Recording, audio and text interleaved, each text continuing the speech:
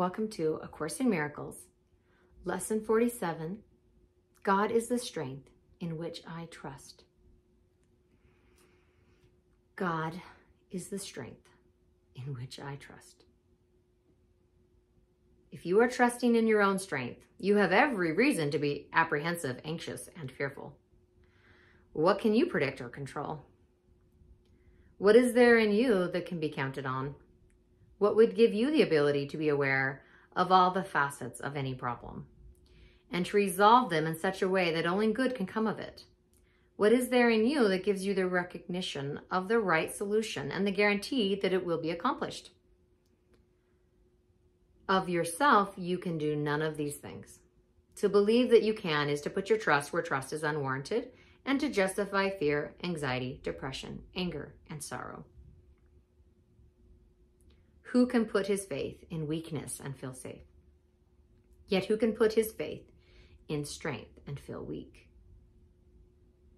God is your safety in every circumstance. His voice speaks for him in all situations and in every aspect of all situations, telling you exactly what to do to call upon his strength and his protection. There are no exceptions because God has no exceptions. And the voice which speaks for him thinks as he does. Today, we will try to reach past your own weakness to the source of real strength. 4 5-minute practice periods are necessary today, and longer and more frequent ones are urged. Close your eyes and begin as usual by repeating the idea for the day. Then spend a minute or two in searching for situations in your life which you have invested with fear, dismissing each one by telling yourself, God is the strength in which I trust. God is the strength in which I trust. Now try to slip past all concerns related to your own sense of inadequacy. It is obvious that any situation that causes you concern is associated with feelings of inadequacy, for otherwise you would believe that you could deal with this situation successfully. It is not by trusting yourself that you will gain confidence, but the strength of God in you is successful in all things. The recognition of your own frailty is a necessary step in the correction of your errors, but it is hardly a sufficient one in giving you the confidence which you need and to which you are entitled. You must also gain an awareness that confidence in your real strength is fully justified in every respect and in all circumstances. In the latter phase of the practice period, try to reach down into your mind to a place of real safety.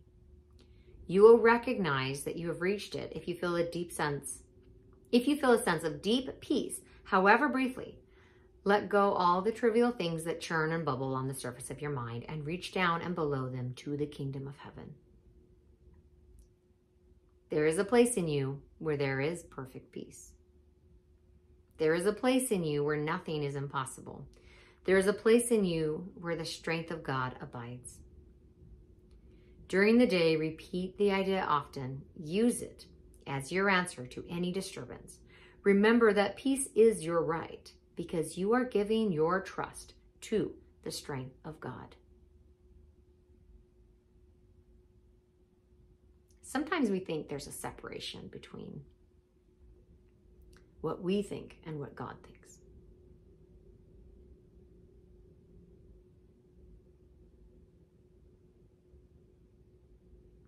And we think that because we are identified with our ego. We're identified with the false self.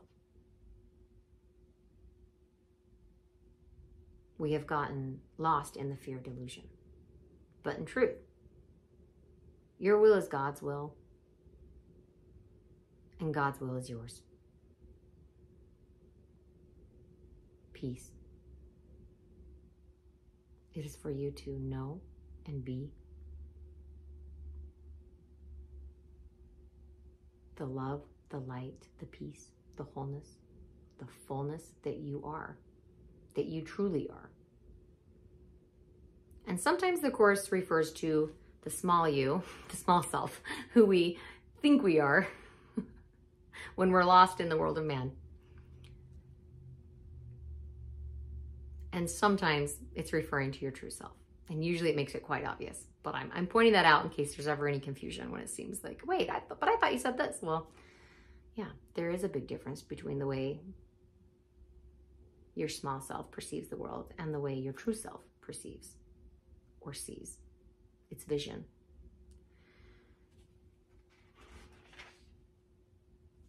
I'm going to repeat the first line in this lesson. If you are trusting in your own strength of the small self, you have every reason to be apprehensive, anxious, and fearful.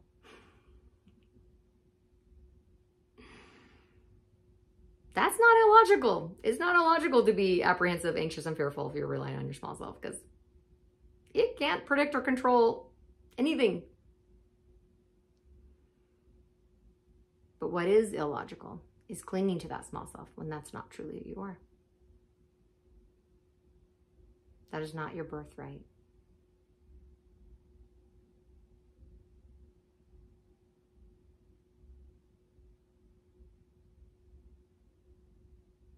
Come home. Do these practice periods today and come home to that place of perfect peace, that place of perfect stillness.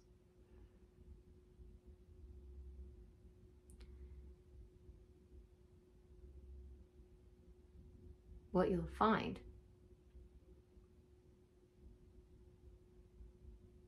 is that in that place of peace that passeth all understanding,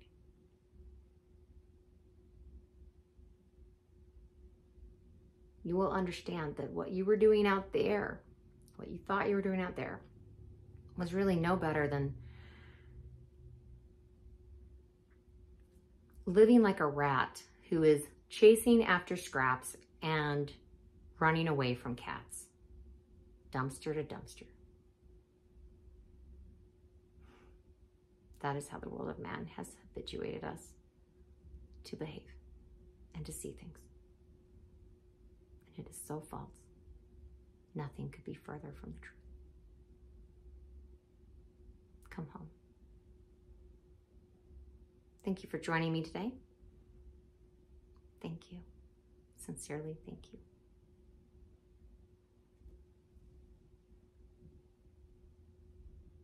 I love you. I'll see you tomorrow for lesson 48.